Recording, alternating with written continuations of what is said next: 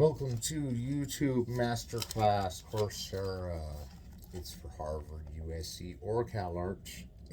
You can actually, it's funny because the units that you earn in this class could actually split up into 2 units for one college and 2 units of another. I know that's helpful when you're picking up units, when you're going to multiple schools at once. Now in the age of remote school, we can go to multiple schools at once. And so I'm just saying, like, we do that by evening everything out. And you can get 4 units for this class by taking it all 16 window courses, and you'll see that it's about an hour a piece, and there's 16 because it's 16 units. I mean, it's a 16-hour class, and it translates into 4 units. It's 4 classes a unit. And you'll have to talk with Coursera about how they enroll you and everything, but once you do that, you can go through any of those 3 classes because I've got all the paperwork through, and everything's good, and we can go on with that. You don't need to hear about all that. But I'm Professor Sheley, Dr. Aaron Sheley. I got my PhD, not in medicine, not in accounting, not in lawyer, but in cinema. I have a degree. I have a couple of cinema degrees, a couple of philosophy degrees, and that's what I need most for my cinema and my philosophy degrees most, because there are other degrees that I've got. I got one for art. I got an art degree, aesthetics, from Harvard. And we decided to try again and set up some kind of a film program at Harvard. And there are other people doing similar courses, especially in comparative literature at that school. And when I was taking it, my favorite thing was music at Harvard was really cool because you could have rock band, and you could send in your rock band CD, and your rock band CD kind of evolves over time, and they take it, and those are things they'll take one of those for like a grade, even on your master's, if it's that delicately assembled of a CD. And then there's really nothing else I have to introduce. We're in the middle of the D.W.Griffith class. This is the 3rd class, and you'll have to pardon me because I was through a lot today, but it's all cool. No bringing personal issues to class. I'm not going to do that. But we're actually still in intolerance. I have to wrap up on intolerance because I realized there was quite a few things I didn't say, and I was kind of going around the issue. But if you look at the scenes in intolerance, there are many that draw relation to Cabaret, but only really in the Babylon sequence. And actually, the second sequence of the film is the Valentine's Massacre, and then the Jesus scene, which we'll just skip that for now, and then you go to the modern scene where the man and the wife can't afford to live together, can't afford their baby, and they all have to go their separate ways, right?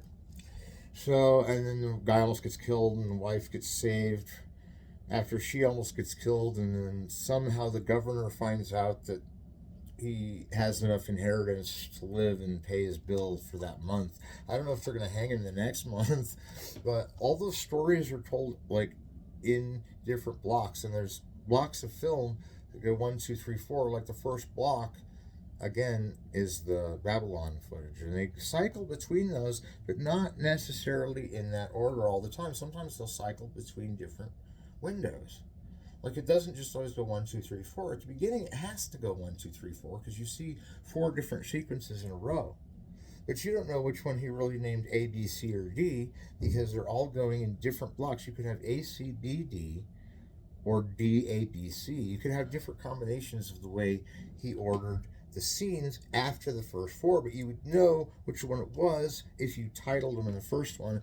And I've gone through it a while and looked at the editing, and the editing is kind of rapid fire in some instances, but is pretty detective of match on action. We're going to say intolerance gets through with match on action because if you notice that even when he cuts between dimension to dimension, like Valentine's Massacre at Napoleon's Valentine Massacre, and not the My Bloody Valentine one or whatever.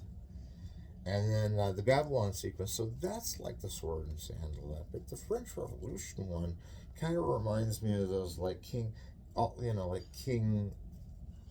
Henry VIII or King Louis XIV or whatever, where they have the whole thing going on with the monarchy, and then it comes under attack, and when the monarchy comes under attack, the whole city and the whole palace and everything lights up, and it reminds me of one of those docudramas about like a war inside a castle. It's an interesting movie, and then the dimensions of the Jesus one are pretty mulled over. I don't know what they meant by that. I wasn't really sure why they were including scenes about Jesus when he really was only in about 15, not even 15 minutes of the movie, and this is 3 hour and 17 minutes, and if you distribute all the parts together, only the Jesus one and really the Valentine's one don't last as long. The end one is about as long as the beginning one, but the Babylon one is a little longer if you put all the pieces back together.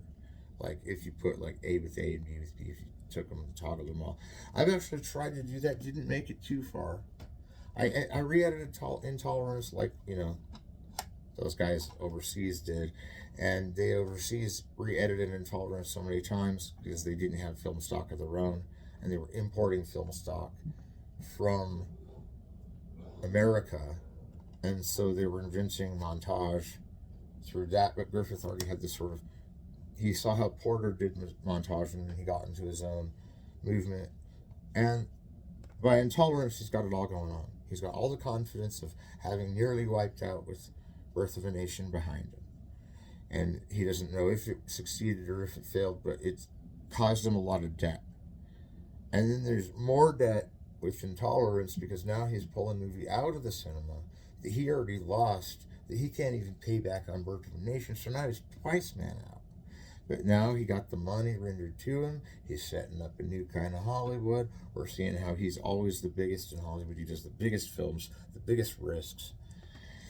And you see all these epic things. Well, I would have expected the Jesus sequence to be more like King of Kings by Cecil B. DeMille, and it kind of has these shades of that in certain scenes. But Cecil B. DeMille's is so over dramatic. You have like these lepers reaching out into the sun to see if they can touch Jesus to be healed, and suddenly they're like, "Whoa, I don't know if I'm healed or not, but this is a cool movie," or whatever. It's like King of Kings is an interesting movie because it like sets it up like Ben-Hur, and Ben-Hur already came out in 1925, and the Fred Neblo version, and here we have a 10 years after Intolerance. The Ben-Hur sequence is already reminding me of Intolerance and Judith of Bethulia, which reminds me of the Babylon sequence, because after all, we're dealing with a lot of similarities in culture there. And I don't really know what to make of the Valentine's Massacre other than they all fit one theme, and that is they're all against oppression, they're all against intolerance, they're all against slavery. The Babylon falls because of the slaves. The servants of the castle is the reason the Valentines fall. Jesus doesn't want anybody to be a slave, of anyone. And then supposedly, but it doesn't. It may even say that he came to free the slaves or whatever they were saying. And then in the fourth one, it was like the modern day perplexity of like almost like this postmodern scattershot whirlwind all the way through it montage and Intolerance makes me wonder if there really is a better montage in cinema history. The one in Cloud Atlas is pretty good, and actually looks a lot more detailed and harder to do. But I don't know. I don't really know if I should pick Intolerance just because it served more of a test of time. Like if it stands a test of time, that doesn't necessarily make it better. So I'm going to keep Intolerance pretty at level with Cloud Atlas, because we all know Cloud Atlas has like 9 different stories, or maybe even 12. And it's like the Sargassum manuscript. It'll go a story within a story, and then it'll go to a whole different fiction world. And there's like 9 different parallels. And it's Tom Hanks and all of them. And there's other actors too that keep recurring throughout the film. And I think what's cool about Cloud Atlas is there's like all this digital animation, so it's done digitally, so it's like they could make these even bigger than Intolerance shots.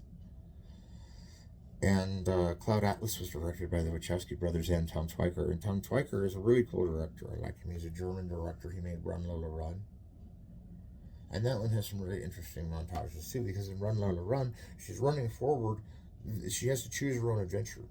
And when you're watching it in the theater, it's even better. Run Lola Run. I've seen it in LA in the theater at the New Beverly Cinema or whatever. So it's like you see her go on this adventure, and then she gets stranded to pick a different direction. And whichever way she goes, we follow that story out until it ends. Sometimes people get killed, sometimes things go crazy, sometimes bombs are going off, sometimes they're robbing banks. But it all depends on which direction she runs. And then it starts back over from the other directions that she hasn't run yet. So she'll like, I can't remember if she goes, because it seems like there's 4 paths straight in front too. And so each way she runs, she gets involved in opening up these corridors. And I'm going to say that was edited in a different way than Intolerance because it's more POV shot. It'd be like if, like, Lady in the Lake or something, or that Orson Welles iCam, if it was straight on first person POV, then it might be more kind of like the montage in Run Lola Run, because she's going down these hallways and she's looking around, and you're kind of getting it all from her perspective no matter which way she goes, but it's a choose your own adventure, and none of them really work out until the last path. And the last path she goes on, when she goes down that path, she's walking towards victory, because she's already blown everything up, she's already robbed all the banks, she's already shot all the dudes, so now she can go home happy, you know. And I think it's interesting that Tom Twyker made Cloud Atlas with the Wachowskis, and they're all fashionable. We know the Wachowskis did The Matrix, which is another one of those digital everything digitized. And these I don't see as much comparison to Intolerance, so, but Cloud Atlas, I do. I see it as an Intolerance kind of boat. You know, one other thing about Intolerance is I can see it inspiring director Robert Altman, because director Robert Altman will do this like shortcuts thing. But there you have like about 18, maybe even 25 different stories, all interwove through different stories. And it's a 3 hour and 20-minute movie, so that's the interesting comparison, is that, like, well, it is very Intolerance because Robert Altman was a huge D.W.Griffith nut and did say he was setting out to make one that way, and he'd already made quite a few that way, but I think it might be better than Intolerance this time with Shortcuts, because Shortcuts has all this interesting method acting, and in this one they could be cardboard cutouts of the culture in Intolerance.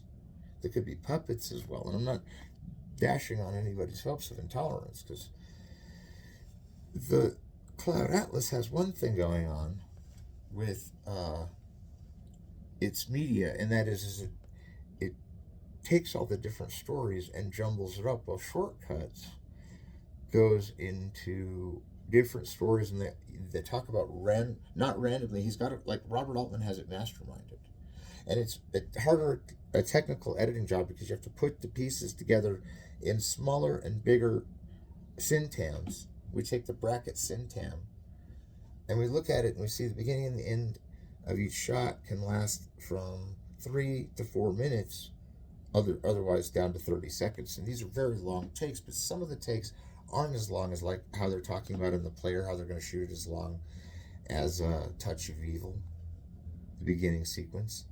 See, my sequence has already been longer than that, so we passed the Touch of Evil deadline. No.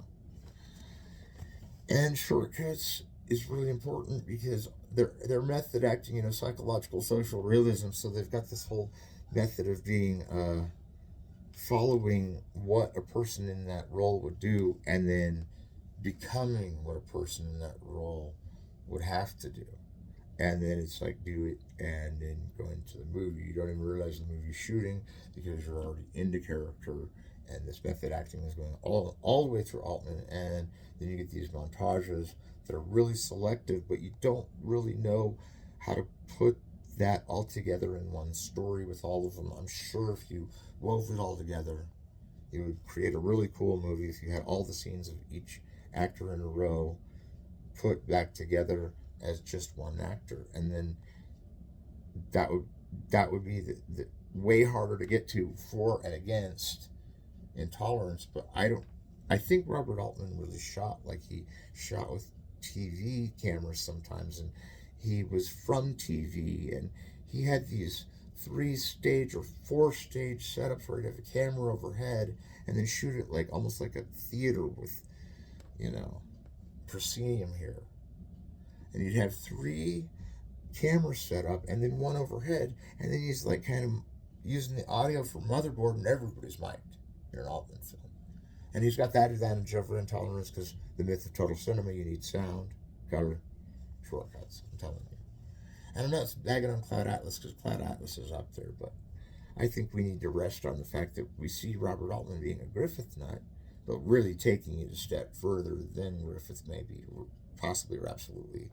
You can see Altman taking it to the cinematic maximum with the taxonomy of the characters in their full Methodist form, and you see the characters in each edited shot in different ways. You don't know which scene's going to come back when. Sometimes it can jump 2 shots and have one in the middle that can jump 3 shots, or come back right away in the same shot, which it combines it into the same atmosphere of the film, where the film is going to take you before it jumps to the other story. And Robert Altman filmed a lot of movies that way, and the way he was able to do that was he could put all the film stock together from those 4 cameras that he set up, and was juggling between. But he's always filming with all 4.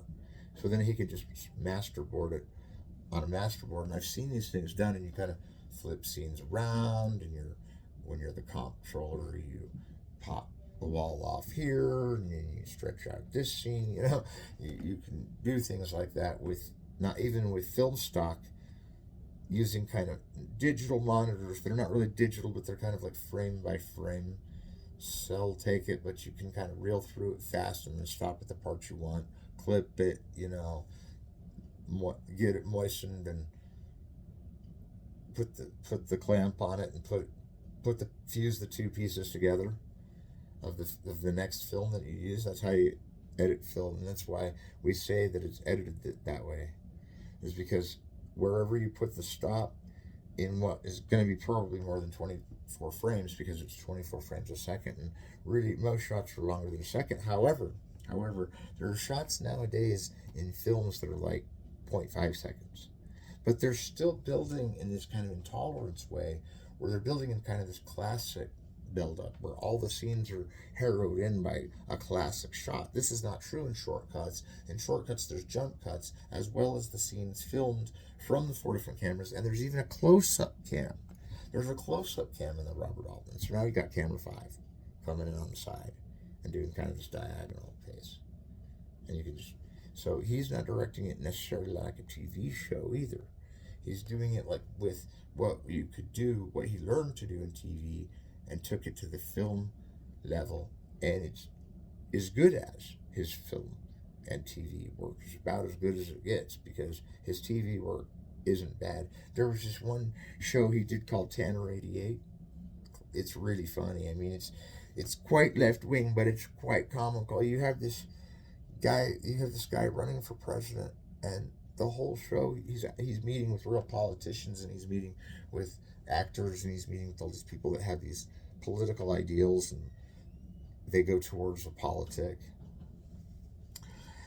And Tanner 88 is a laugh, because you see how you mix fantasy and reality, and then you still get that, then you get really almost more of a TV style, because he's shooting like election footage, and it's all of a sudden like it is TV, and you're like, well, if Tanner 88 is TV, then that's why it's shot like a TV show. But it's a movie because you're showing it on HBO, or the channel is showing it. Might be Cinemax. I may have got that wrong. You might want to check that, because that's a long time ago.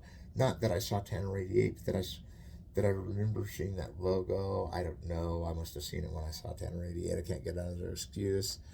But the classical Hollywood editing and Intolerance and those other films like King of Kings and Ben-Hur I'm mentioning is only thrown by the modern technique of switching between the events. Now, had switching between the events been done, I'm going to have to look at that question for a while, but I think Enoch Arden kind of switches dimension, but it's still within itself. And Judith of Bethulia is still within itself. So really, Birth of a Nation does take time and space jumps quite across the Civil War, but it's still in one kind of Civil War. It's all one space, but it's all over the place, but it's one space. And Intolerance is 4 different spaces. And by space, we mean like a dimension, like a different movie. It's almost like a different movie rolling. And that's what makes it different than an edit, jump cut, and everything, and both shortcuts and intolerance. Is that a lot of times when it's cutting through, it cuts on a match on action in both cases. And that's going to make you see how the match on action keeps it like transparent. In other words, you can't really see the editing because it's doing it so rapid fire and it's doing it so brilliantly that you don't get judgmental on it. And then it switches to another film, you see. Not just, it's like the same film, but it's a different film. It's not just the same era, it's a different time, different place. We're twice removed. Now we're 4 times removed, and now we're 8 times removed with A, B, C, and D. And D being the end one, which is the modern day sequence. The modern day sequence, when you have it down, it's the, I said it once, but I'm just going to repeat. The guy comes home with his wife, and they get together on their honeymoon, and they get an apartment, and she's gonna have a baby. And I'm not sure if it was even with another guy, and this other guy weds her, because that's common. That was happening way down east later. But anyway, he goes to work, he can't find a job, everybody's losing their job, and it's this whole working class Hollywood ideal. And in that final scene, and he ends up losing his job or not getting a job, and then he has to basically serve the death penalty for not being afforded to feed his kid or wife. Because he goes home, they're all starving. It shows them starving. It's like corner and wheat where they'll stop, in Tableau, where it's like looks like a painting, but it's still moving. We discussed that. And he gets put in the gallows, and she's already getting her baby taken away because these old women are coming by her apartment, and they're like, we're going to take your baby away because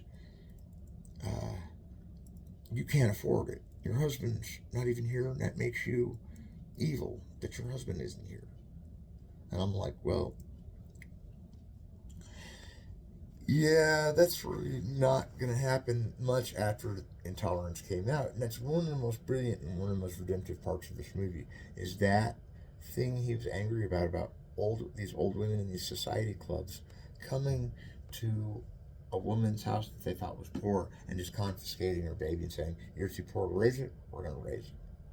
And that's like really weird. And then like she can't do much about it because her husband's about to get hung. And all of a sudden she gets there, and the governor is like racing, trying to get down there with this guy who tips him off that guy didn't really mean to kill anyone or didn't kill anyone. And it was like this whole side story. Then suddenly, if you put it all together, and this is throughout the film, it's showing parts of this, and I'm putting it together, and then the governor gets there at the last minute. The guy gets saved. He goes home to his wife. He suddenly has enough money to raise the kid. And like I said already in Masterclass, what did I say? We don't know if he makes the rent next month. So, I think we've used the intolerance metaphor, though. We did do the fall of Babylon. We did talk about kind of the glazed over Christ scenes, and it's just sun and clouds and not much happening. They kind of do like a nature's way kind of thing, nature's documentary. And then the Babylon one is all classically framed, classically composed. It's like the Cecil B. DeMille ones. And Cecil B. DeMille had this movie in 1914 that I don't really want to talk about. Don't look it up because it's horrible. But I just bring it up because it's one of the first Westerns, and it puts to shame how bad a film can be compared to Eden, Birth of a Nation. But it has well-composed action scenes, I guess, if you want to say it. But I'm not going to bring... the only reason I bring that up is because Cecil B. DeMille was making these huge cross-examinations of crowds and cross-examinations of what the Civil War was like. And then that was all an excuse so he could pour right over into his intolerance, which we've talked about quite enough already. So you're just going to have to imagine that I'm holding the DVD on this one because I couldn't dig them all out. But I want to tell you, class, this will help you very good throughout this class. If you go to my YouTube, which my name is Dr. Aaron Sheley, And if you go to my YouTube page where all these YouTube masterclasses are listed, I should have probably told you that, at AARONSHELEY on YouTube, and you can watch the masterclasses. And I have all the D.W.Griffith movies, but many of them I purchased online. And many of them are free off of YouTube. You can actually find, now, Griffith, you can find a lot of free and new and interesting things that come off the internet. But if you want to get really good at this class, you can start watching just watch a few of the films from the D.W. Griffith list. And True Heart Susie is a must. I mean, if you're going to miss everything else, don't miss True Heart Susie. And Tolerance is a good one to check out if you have enough time to go 3 hours and 17 minutes chock full of brilliant imagery. And I think we have no problem in saying that you can see almost all of the D.W. Griffith and the ones they're finding and restoring on YouTube for the most part. I've never seen such a big collection as the YouTube collection of D.W. Griffith. I went to USC Film School. There was a big collection. They actually had about 100, maybe even 300 of his short films. And I watched them all when I got there. I checked them out. USC Film School, I'm watching all the Griffith shorts. And you go into the features. On the features, I didn't make it to the sound films. Now we're going to hold off on the sound films, and we're going to hold off on the shorts, because I'm going to get to that towards the end of the class. I'm going to talk more about the short films, because I've only talked about, like, the same ones, like Enoch Arden and Corner and Wheat and Musketeers of Pig Alley. So Corner and Wheat's the one I was talking about where it has tableau. And real quick, I'll give you a sample of what the shorts should be like. So Corner and Wheat has this whole thing going on where there's kind of this economic depression already going on, like Land Without Bread's already happening, but way before. And these guys are low on wheat, and it's because this like wheat king tyrant guy is stealing all the oats, all the hay, to make the wheat, and and it's like, I don't know, not hay, but like the thing is like they use all this wheat to build to have for bread, and they store it all in this big storage container. Well, these guys are coming to get bread for their bread stores, or even to get bread in general. And it's like, as they get there, they freeze in line. And they're like, they look like a picture. They're kind of hunched over, and they're like, we need bread, and they're not getting any from across the table. Well, all of a sudden, the second half of the story takes place, and this is kind of an Edwin Porter ending, because the old man that's like the wheat king gets chased and knocked into his own wheat vat and gets covered in wheat. I'm not kidding. So like now we don't have like the same mystery of an Edison exploding woman. Now we have a guy drowning in wheat, which I find the drowning in wheat to be much more aesthetic friendly, because when a woman just explodes in front of an oven and it looks like a fake one just blew up, yeah, compared to the guy really drowning in wheat. No, I'm kidding. You can see that the Griffith isn't messing around with both his liberal agenda, which is like the Corner and Wheat, Musketeers of Pig Alley. Now, Musketeers of Pig Alley is the one where we have the gangsters. And it's really the first gangster film, even before Underworld by Joseph von Sternberg, who was a big D.W. Griffith fan. And before Underworld, there was Musketeers of Pig Alley. There were a lot of other ones too. And Musketeers of Pig Alley has these guys in hats, kind of like mine. That's where I got a hat. Now they're coming up on the scene, and they're like so close up on the scene that half of their face is split, and you're seeing the other side, and the eye is facing you, and it's more dramatic than that. But the gangsters are all got their guns out. They're coming down the alleyway. Musketeers of Pig Alley. It makes sense. So I'm going to come, like I said, there's shorts we'll talk about. We'll probably end up covering those again, similar to like we always do. Just the point sinks in that we're all so ready for film school by the end of this, because D.W. Griffith is an essential part of the learning of filmmaking craft and filmmaking technique and filmmaking education and filmmaking criticism. Not that it all starts there. Not that it even come close to ending there or not getting better. I'm not saying that. I'm just saying you have to know the essential groundwork of how film is constructed and laid down and abridged by even the government in Birth's case. It's the most terrible idea you could do. He's having his film abridged by the government of the nation. So don't do that, but you can learn a lot from mistakes. Now, I was thinking about this today, and we had time for this in class, and this is just skipping ahead a little bit, and then we'll go back to the timeline.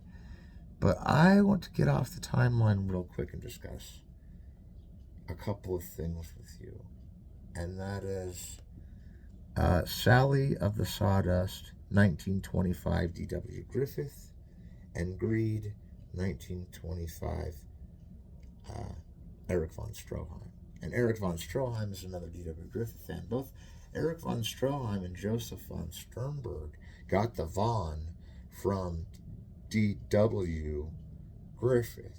It was like the W was the same as the von in Germany, and that was why they put a von in their name, was to be classy, like Griffith. But they're kind of classier in a way. But we're going to look at the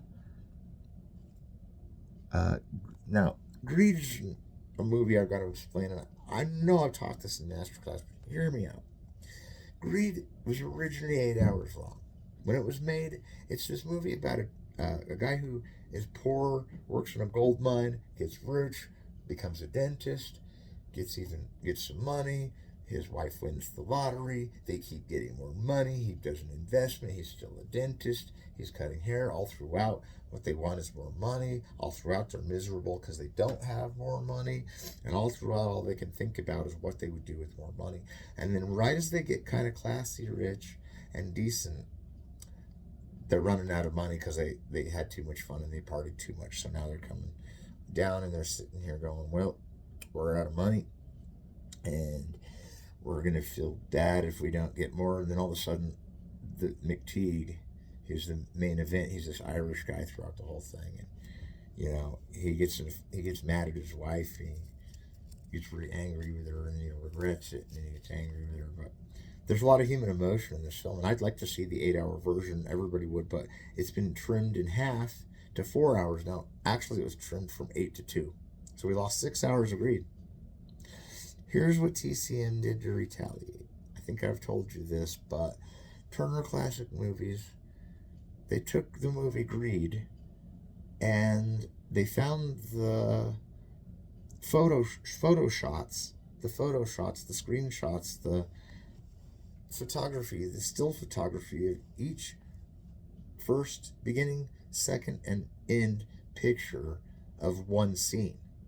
And sometimes there were 5 pictures of one scene, and it would actually cut back and forth between like 10 or 15 pictures, even more, with intertitles in between sometimes. Cutting back between the pictures sometimes, picture to picture, and then the intertitles to intertitles. And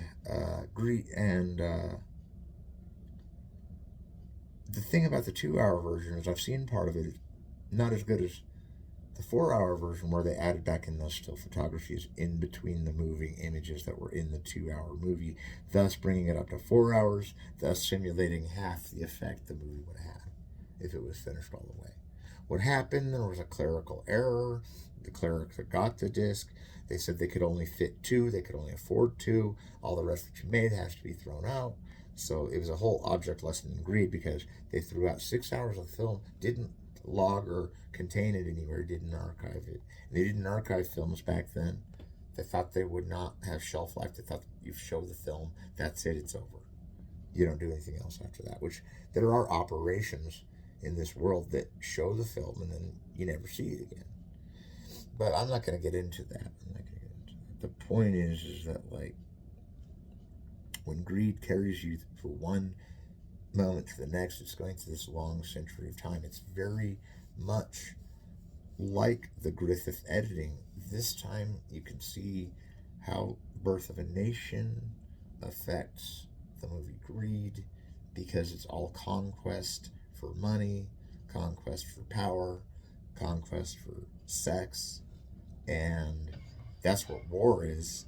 And but Greed is not a war movie, right? But it's still an epic, and there's still violence up close, and there's still a resemblance because of the pacing of the film.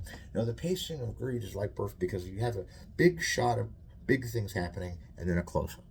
And then big shots happening, and Greed will cut like that. And that comes from LaRue, which is a 1923 French film by Abel Gance. And we can talk more about LaRue later because we only have so much time in class, folks. I know. I could be here all day just talking about corn or wheat when I go back to that. No, I'm kidding. And then, so the point I'm making is at the end of Greed, when they show that scene of those two guys chained to that horse and they're dying on the ground, that comes about because he goes to death. McTeague runs out to Death Valley and tries to hide the last of his money.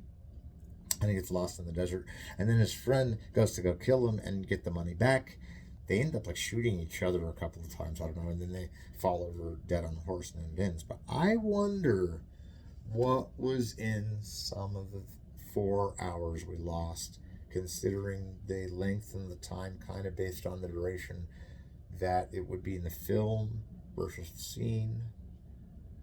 So if Greed goes all the way to the end where they die right there, was there more after that? Like a redemptive story comes next about his wife, you think? Because they would have taken out the woman footage before the man. And why were they striking only certain tanks anyway? Was it arbitrary the way they took those 6 hours out? Or did they actually splash through a reel for real and say, let's take this scene out, it'd be easier? I don't think so.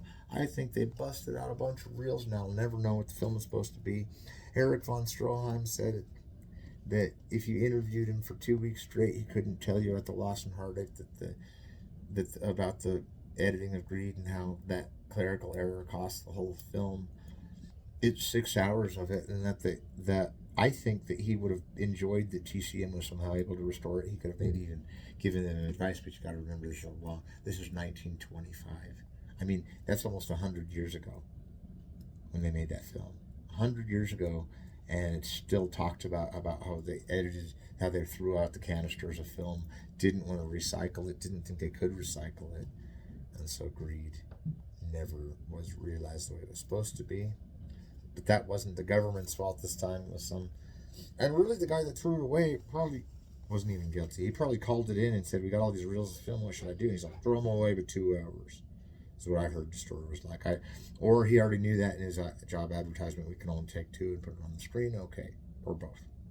So let's move on to Sally of the Sawdust that we're comparing to Greed. Okay, now this is interesting because Sally of the Sawdust isn't totally shot in the up close far off, but it kind of is because it's kind of a road movie and it's got W.C. Fields. Now, W.C. Fields in a silent film isn't a bad thing. I know he's got that like accent, and he's in David Copperfield and he does all the accents and voices, and I know W.C. Fields is a really great actor, and I could appreciate that D.W.Griffith gave W.C. Fields his career, and that when he got, I mean, because this movie Sawdust was his real star turn, and there's scenes of the funniest scene of that movie, and W.C. Fields is a silent clown at this time, but he goes into talkies or sound film and he can talk again. And the thing is there's this hilarious scene where he's bumping up and down in his motor vehicle, and it's kind of it's an old school car, and he's jumping over this field, and you can see him hit his head on the top of the car, and his hat goes up on top of the car, and he's up here still in his hat, so you can see the hat on top of the car, the roof of the car right here, and his head right here. So it'd be like if it was over the top of the head, and he's like bumping up into it. It's funny, dude. Like, because he's hitting bumps on the road, his hat goes on the outside of the car. That's a bizarre technique. That reminds me of like a Wayans brother technique or a Zucker brothers technique, or even, like John. Yeah. So. Sally of the Sawdust also has W.C. Fields in his notorious role of being kind of edgy but really a nice guy, and it compares to Greed in this sense. Sally of the Sawdust has a nice light touch, especially for Griffith. It doesn't really have a narrative that takes you too close to the edge, even though W.C. Fields can be a little modern for his performance and that sensibility of filmmaking. and W.C. Fields is not classically trained, but that he can do modern acting. If you check out the film on YouTube, you see what I mean by light-hearted touches. There's like duck ponds, and there's like, um, the veneer of a small, happy, sleepy town that this guy's on a road trip anyway. W.C. Fields is on this road trip, so you already know W.C. Fields on a road trip is going to be mind blowing. And it's not like those ones where they get stuck on the road, but it's interesting how Grapes of Wrath is one of the most depressing road movies ever.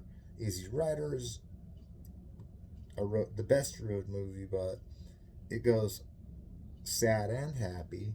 And Sally the Sawdust is so languid in its visuals that it gives it a really solid light touch, and I like that about that film. That it's even easier going than on the senses than True Heart Susie. Talk about a no conflict movie, Sally the Sawdust. And here we are talking about no conflict movies, like a no conflict movies, like the movies you see on TV, like Hallmark movies. They never have a conflict. Like, if there's any conflict, it's a minor money issue, not like it's the end of the world and we're flattened in the desert because we were greedy. It's not that. It's the it's so Sally the Sawdust, on the other hand, is a road trip movie that goes completely the way of nobody falls down. Everybody has a good time, and if anybody falls down, it's for slapstick purposes. There's slapstick in these movies because you can translate the vaudeville slapstick to the screen by and slapstick really comes before vaudeville, but vaudeville is what intercept, because monks in traditional theater would do slapstick in the Middle Ages. So, but it comes into this like slapstick in the silent era, especially because these, when you're doing pantomime, then you're really expressing yourself on screen and who you are, and that's what you do in theater to express it, because it makes a big movement and you're on screen doing it, and then you don't have any sound, so you have to express it some other way, like with your body movement. And that's why they do that kind of movement. In Intolerance, they have the pantomime like is big. It's like this notorious big strokes of pantomime. And then you'll see how it kind of plays down, because the Valentine's still kind of big pantomime. The Jesus, I don't even know if anything happens in that one. And then the last one is the Modern Image, and you see these guys is acting a little more modern anyway too. But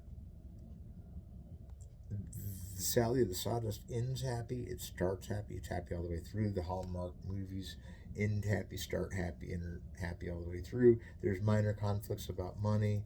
There might be an alcohol joke in Sally the Sawdust, because there often were in W.C. Fields movies. He wasn't afraid to make those kind of jokes. Again, we have vaudeville slapstick falling right into play of getting drunk and falling over type jokes. And I'm not sure if they really mitigate them falling over, but there's some pretty close calls, just from like a couple of them going after beer, which leads me right into my next subject matter. And that is, if we pass Intolerance up and we go back to the timeline, and we have just enough time to kind of start getting a preview of this, and I'm glad we went where we went today, because it needed to be said. But I have here in my notes that there's a Douglas Fairbanks movie in 1916 called The Mystery of the Leaping Fish. Now, The Mystery of the Leaping Fish is a film I've seen only once, and it was at USC when I watched and I just now put it on my Griffith list. And if you go to my YouTube page and go to the silent screen, you can find a lot of Griffith movies, a lot compiled. And then there's also a playlists one where you can access all of those movies that are available. That's on my site too, which you just gotta go to the playlists, or the playlist, and the compiled ones. Now, and I just put this one on there, The Mystery of the Leaping Fish, and I've seen it. It's a Sherlock Holmes movie with Douglas Fairbanks. And Douglas Fairbanks is hands down one of the greatest actors that ever lived. I mean, the movie The Thief of Baghdad was Ruwal Walsh, who got his start on Birth of a Nation too, because Ruwal Walsh was was the director of Birth of a Nation, and he's kind of a wild director. And he did. I'm pretty well. Santa Fe Trail wasn't him actually. I think that was Michael Curtiz. But here we have Ruwal Walsh that's gone through every period of the cinema up to the 50s, basically the 40s. But he, like I said, he got his start on Birth of a Nation as a couple of different parts in the film. And he also is the assistant director on Birth of a Nation. So big director. And he made The Thief of Baghdad, and that was in 1924. And in 1924, was it 20? No, it was 24. And Douglas Fairbanks does all his own stunts. And again, you have pantomime, but this time it's not comedic pantomime. And comedic pantomime is kind of exaggerated, but drama is more reined in, but it's still big movements. These movements are action-packed in The Thief of Baghdad. This seems to be a new style that we haven't seen from Griffith. It's more of like a Méliès style, I would say. In Thief of Baghdad, we have sort of this fantasy world. And yeah, Avenging Conscience, some of the movies seem like a fantasy world, that people are thinking of a fantasy. All movies seem like a fantasy world. But The Mystery of the Leaping Fish with Douglas Fairbanks is a Sherlock Holmes story, and we see how The Thief of Baghdad, with that whole Arabian Nights setting and everything spread out, and like Thief of Baghdad by Michael Powell and Emmerich Pressburger was a really good version of Thief of Baghdad, and it was also Arabian Nights style. But what reminds me of the Ruwal Walsh one is that they in the Ruwal Walsh one, it's match on action again, but it's match on stunt. So like he'll jump from it's Arabian Nights again, and he'll jump from carpet to carpet, or pillar to pillar, and it's a real jump from one part of the set to the other. So it's a real risky stunt, but Douglas Fairbanks could do it all. Now, he doesn't do a lot of stunts in the Sherlock Holmes one. You'd be surprised, and far be it for me to say that the Robert Downey Jr. Sherlock Holmes is better, because it is. Like, the Sherlock Holmes they make nowadays are superior to the Sherlock Holmes of old, but the one with Basil Rathbone's really classic, and everybody usually picks that as their favorite. And so the Sherlock Holmes, later even in the 20s with John Barrymore, is an interesting film. And the Mystery of the Sleeping Fish is kind of like that, because it's a mystery, and they kind of do it in that early. You know how Maltese Falcon went from a 30s film to a 40s film? Like in the 30s, it was all flat and sideways and interesting. And that's the difference. I mean, in later times, it had more depth, it had more shots. And now we have like the master narrative of how to make a digital edge cutting movie, where you kind of can flicker the frames here, get them going, flicker the frames here, get them going. It's like, we'll toss screen. Now we're controlling to a level of switching everything around and everything backward and everything pulled forward. And I love the new Sherlock Holmes. And if anything, Griffith wasn't the first Sherlock Holmes director. There was a couple of Sherlock Holmeses before that one. That's a rare Griffith film, because not always does he take credit for it. Not only that, Douglas Fairbanks was married to Mary Pickford, and of course Chaplin would come into it all with Mabel Norman's Tilly's Punctured Romance in 1918. And The Mystery of the Leaping Fish never really gets talked about in Griffith history, because if it did, people would go, was that really one of his movies? Which it was. I remember that it was boxy, like the 30s Maltese Falcon. And then the further out you get with the Sherlock Holmes series, the more depth the frame even has. The frame, the shooting length, it's like Orson Welles said, if you're going to shoot it, do it deep focus, long take, black and white.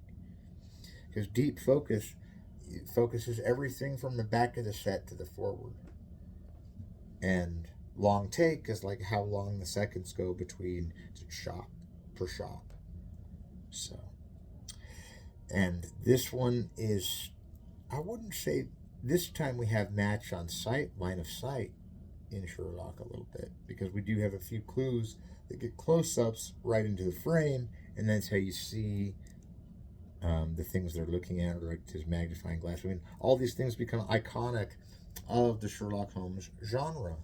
And the Sherlock Holmes is a mystery detective that'll take you to, a movie like Chinatown, or it'll take you to a movie like The Player, or, I mean, The Long Goodbye, the Raymond Chandler Long Goodbye. It's this,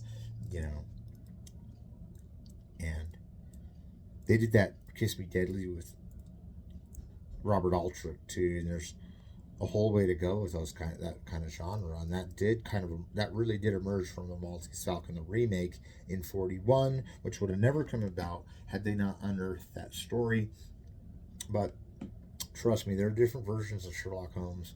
There are different versions of many franchises have different versions of themselves, like Robin Hood. There's the Robin Hood in the silent era. There's the Robin Hood in 1939 with Korngold's music. It's Michael Curtiz with Errol Flynn. The first one, again, has Douglas Fairbanks, the Robin Hood movie. And, Douglas Fairbanks is in that, yeah. I want to say, and I don't want to get it confused with John Barrymore, because he's in a lot of these early silents too. He did the Sherlock, we said. And,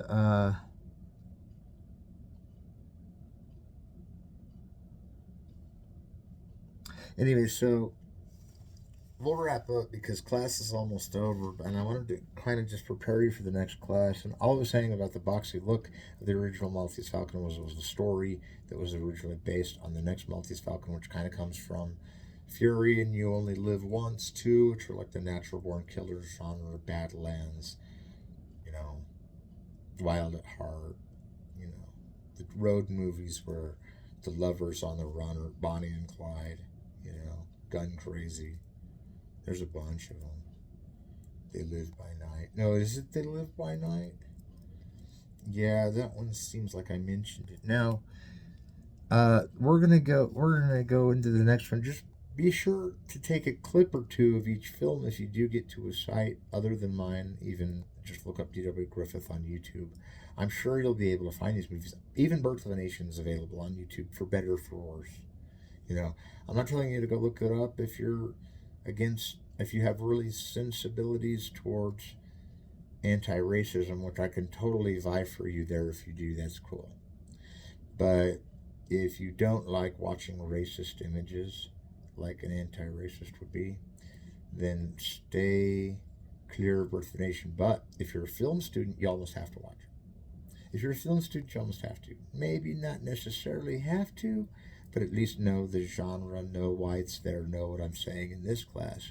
You don't have to know all the information that's like in my BFI book that has the whole laid out history of the film clips themselves, because it's a shot by shot introduction to Birth of a Nation, and it has every shot in the film described, what's in the shot and what it means and how it's parallel.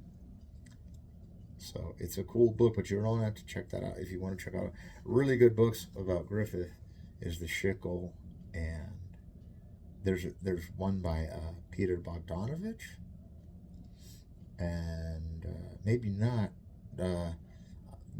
For being a Griffith scholar, here's where I'm at a loss, because I know almost every critic that's ever lived, from like Dana Poland to like all the way back to like critics like Tara McPherson, or you go back before the TV criticism and you get like the Dr. Casper, where it's like the classical Hollywood story told best and the post-classical story told best. And those critical studies, as well as, Pauline Kael and film theorists like Bazin and Truffaut and Godard, all those guys talked about, in the New Wave, talked about D.W. Griffith. not just in the birth of a nation being important. So that's really where my book fails, because it only talks about the failures and successes of that movie.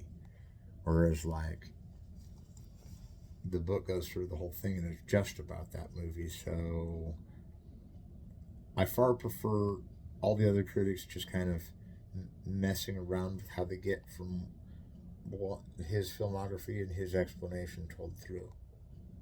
But it's never done so good as in the Richard Schickel book. That's really the one I love. I'm looking over at the shelf and I'm like, man, all those critics over there, like the Browdy and Cohen. I'll show you this book. There's a really interesting book here. And you can see Rudolph Valentino on the covers. He's looking really good in that. And it's Film Theory and Criticism. And it's edited by Leo Brody and Marshall Cohen. And you look through here, you just flip anywhere, and it's like you can almost run into the page you're looking for if you're thinking about it, you know, in a big textbook like this. And I've read this textbook a couple of times. I've perused through it more than once. And I think what's cool is you get everything from the sorry to say this, but the Russian editors like Eisenstein, Padovkin, Kuleshov, and Dovzhenko, and Vertov, Ziga Vertov, and all those guys learning from editing Intolerance clips and Intolerance to Entire Real. You get that article in here, but we're already getting critics as well. Sergei Eisenstein writes the article on that. Padovkin, they write the articles on that. And they're writing articles on D.W.Griffith. Those are the most pivotal articles that you'll read on D.W.Griffith, because that's where it all became the language of the rest of history of film. Because where I'm saying Roald Walsh's Thief of Baghdad is kind of like a dream, and Griffith's trying to make this reality, but it's reality based in a different time and place. It's removed expressively in a different time and place. And we're going to have to meet again in a different time and place, because we went a little over today, and I'll cut you some slack and bury the hatchet right there. But we're going to, next time, we're going into Hearts of the World, and that's where I was hoping to get to today, but we ran out of time. So next lecture, we'll be going for Hearts of the World. I'm going to jot myself a note down, and hopefully I can squint hard enough at this. Whoa, tableau. No, I'm kidding. All right, we'll talk to you next class.